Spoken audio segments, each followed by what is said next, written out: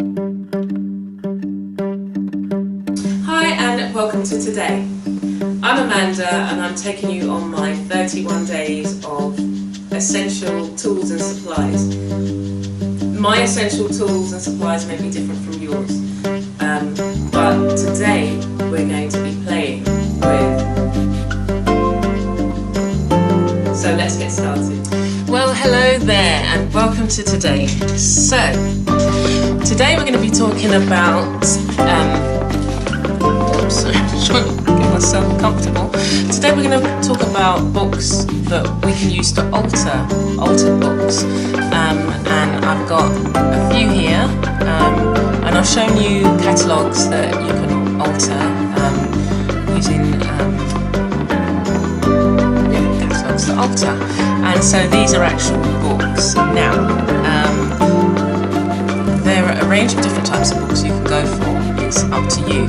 And I've just got a few here that, as I said, some are, this particular one is complete, but as with all of my journals, I don't like, back to front, use it and then put it away. I want to be able to come back to them and maybe add something.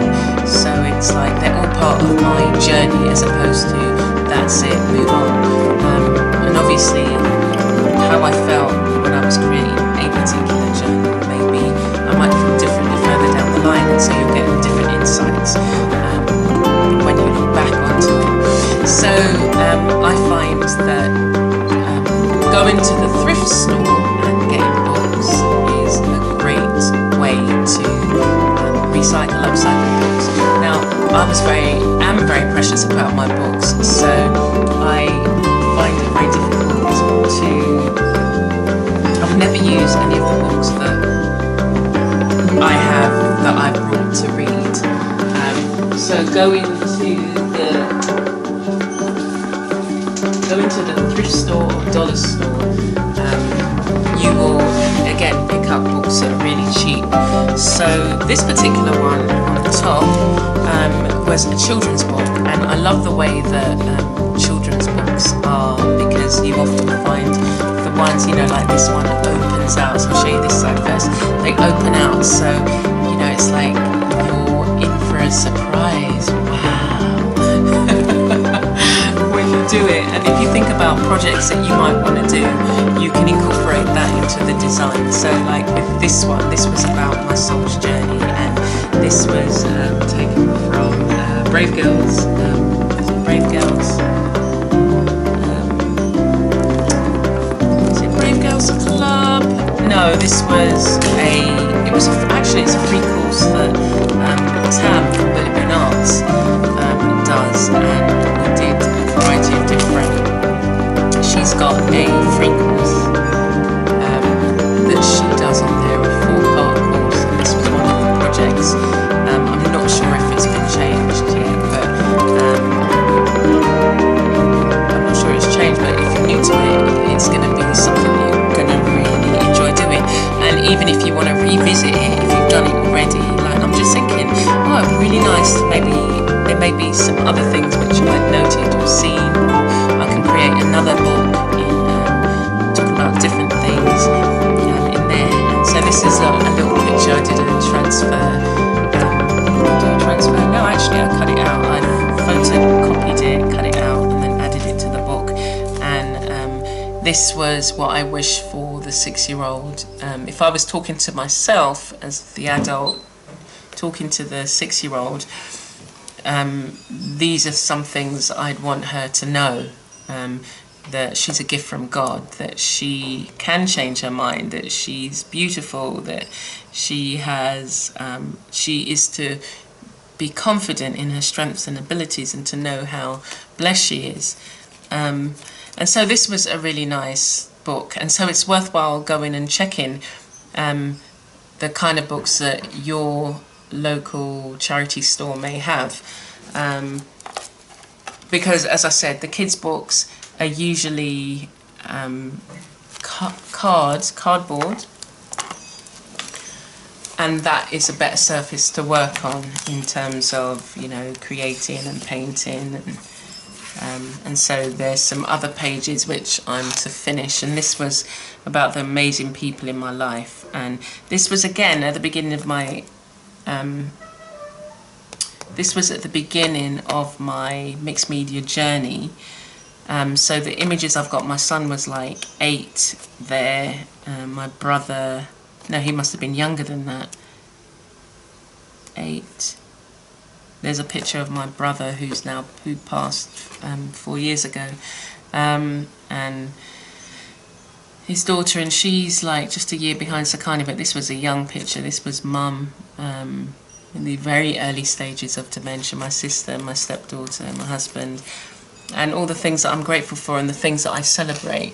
But I would then do I would probably do another one with different images now, and there are other things that I would love to celebrate as well. So yeah, I've got images of or surfaces that are waiting for things to add to it. But again, this is something that you can do, preparing surfaces, preparing backgrounds. It's kind of things that you can do that are not going to take up a lot of your time, but it's going to be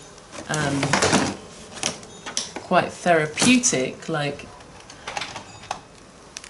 if you were to take, you know, colours from these are just my Inktense pencils. The colours are very vibrant, but you might just decide to add a bit of colour to the paper, and this is all you might have time for. Again, as a carer, I had to learn what things I could do, especially when I only had a little bit of time. So just adding colour to the paper, you know, you're doing something creative, and this is allowing you to have some you time, and then the role that you have to go back into doesn't then feel as, there's some respite from it, and that's what you're looking for, some respite.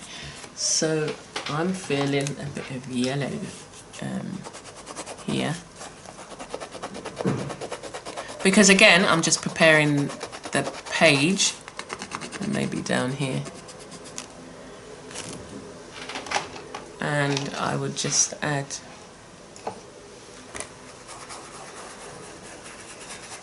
some colour, and see how vibrant the colour is. And even just that little bit, that act of just putting those 3 colours on the page, especially if you've not had time to spend being creative, can be all you need to help you then think, okay, so I've done this. You do a little bit every day, and then at the end of the week you might want to draw a painting, you know, do a painting or add a figure into it.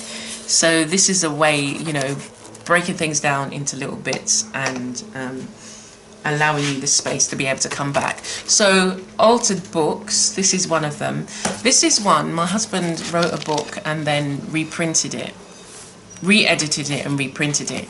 And he had a few that I was just like, you're just going to throw it away? I mean, I can use this to kind of create a mini journal. So that's what I started doing. I covered the book in painted fabric, and you would have seen, you know, one of the video I did on the painted fabric. And so this is a larger piece, and I showed you some of the scraps that I would have left over. And again, so let me just tell you about this. So yeah, so I would, just as I did with the catalogues, these pages are not thick enough to just have like that. And then obviously if you wanted to do collage in here, you don't want it to be so thick. So I would stick some of the pages together. But again, that is an activity that you can do, that, you know, just get a glue stick, and then that's 5 minutes. 5 minutes of just spending time being creative. And you know, you have to be creative with the things that you can be creative with, in the sense that, you know, you wouldn't necessarily see sticking pages on a paper to be a creative act, but when you think of all the things that it takes to get to a point where you can paint an image, then this is one of the steps. So it doesn't seem so, you know, bad then. Or if you're interested in being creative and don't know, you know, that's something like somebody will say, you know what, I can do that. I can do that quite easily. So I'm not even gonna, yeah, so these got stuck at the end. So I can stick some pages down and then, you know, they learn how to do a bit more. So this, I just kind of, you know, did the front. And do you know what I'm going to do? I'm just going to add some red here. So again, Inktense pencils works very well on fabric. And it's very vibrant. Look at that. Can you see? Sorry. Can you see? Look at that. That's the other earring. So the fabric that I'm working on has been already, it's been gessoed, and you know, it's got loads of different other bits of paint on it, stenciled and stuff like that. And here you can also see the graphite, water-soluble graphite that I've used to create the face. But I'd probably, if I was kind of working on this, I would probably add more gesso to just mask some of the areas, but that's how I would work it. So the other thing I'm going to show you is this. So this is one of the books that have yet to be used. So I must have got this for about like 10 pence, you know, and it's got some really, it's got some jigsaw pieces, so some of them have been lost, but this is quite nice card. So when I saw this, I thought, you know, a lot of them are missing, a lot of the pieces are missing, but I can use the pieces, well, practically all the pieces are missing, bar that page. 2 pages have got, yeah. So what I would have done is create some my own images on here. What you can do with these is peel off that top layer.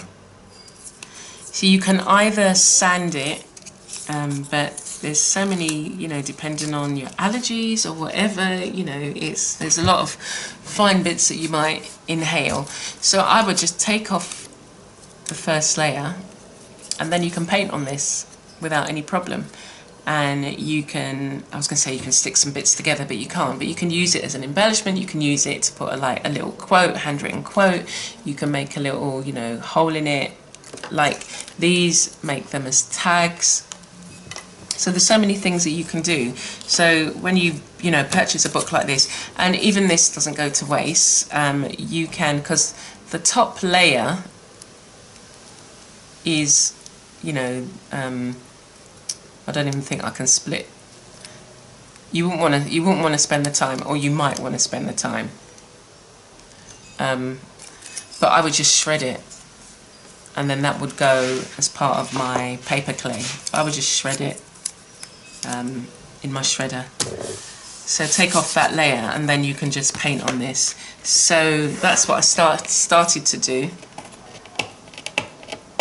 And again, a therapeutic activity, yeah, that you can just take your time. You know, you can be sitting down, you know, watching TV,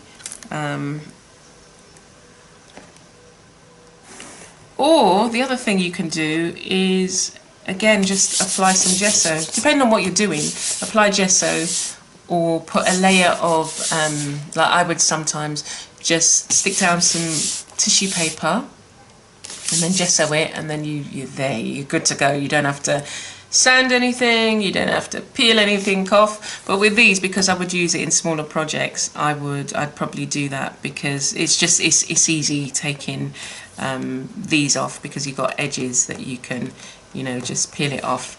So again, you know, finding books like this, it's a nice size, especially, you know, in terms of journaling, or if you want to kind of separate it and use the pages individually, you can. So there's something that you can do with altered books. And then this one, I'm just gonna have to put my phone on, it's getting hot in here, it's getting, anyway. So this is one that I brought, and I think this cost me £1. It's a really nice book actually, but I wanted to start creating stories. It's called, it's Philip Baldwin and Monica Gugisberg.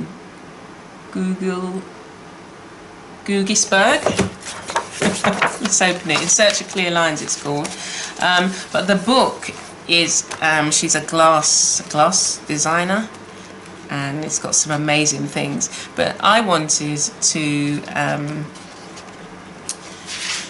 whilst it's got some really amazing pictures, I really like the paper to paint on, and so that's what my intention was.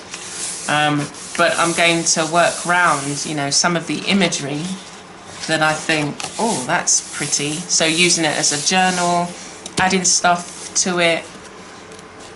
It's a very heavy book, and as I say, I got it for like £1. And some of the shapes, so I would look at something like this and I'd think, this reminds me of the jewellery bits. If you haven't seen the jewellery video that I did as part of this series, so some of the jewellery where they were missing beading, let's come in, where they were missing beading were kind of like this shape, and this particular vase is indented with these shapes. So this shape is quite an interesting one. So that shape is quite an interesting one that maybe I can, sorry about this, so that maybe I can recreate in some of my, and use that pattern. And here is, if we look at this page, it shows you a closer view. So I don't know whether they use something specific to create that, but here it looks like it's raised, but on this page it looks like it's indented. But that kind of shape I could potentially use in maybe, you know, if I'm doing some clay work, or as I said, I would, you know, take the beading off because it's this shape, and at the bottom, so it's got a rounded bottom, the beads that I would take out from the jewellery bit, so it's sitting in like a little pocket, and the bottom bit sits in the pocket, and then you see the top bit. But what I could do was, in clay, add this to clay, but add a kind of similar kind of pattern. So these, some of the books that you might be, you know, upcycling, recycling, some of the patterns on there, you can even look through it and see how things have been designed, and the effects that you get, the colours that they use. And, well, like here, it looks like they've used specific machinery to get the lines and the some of the shapes on the glass. So, as I say, whilst I was using it, I was just like, oh, actually, it's got, when I brought it, I thought this is perfect for what I want to use it for. But then it's got some interesting information, and So where there's lots of space, I would utilise this for maybe some artwork. So it's a book that I'm not only going to read, but I'm going to utilise some of the information and the imagery that I can see. Like, I really like this effect. It's pretty. So that, you know, it might spark some interest, some of the shapes, you know, and this is all about working in glass. I don't work in glass, but again, some of the things are transferable. So this was my start of what I did in this particular book. I was doing a course, The Storyteller's Art, with Robin Laws, and this was one of the first paintings I did, and it was about the dreams that I had and the stories that, you know, we're told, or our parents, grandparents, great-great-grandparents, and however far back you can go, and how we need to pass on these stories down the line, because our kids nowadays are not,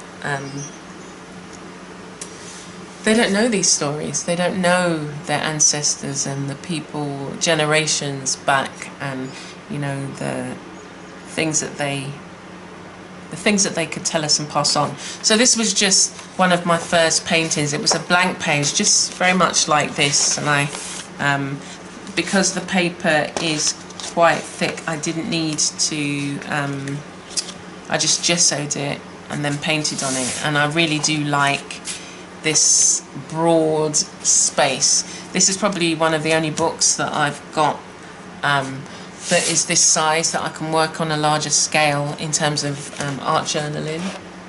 Actually, I do have another one, but that one's filled.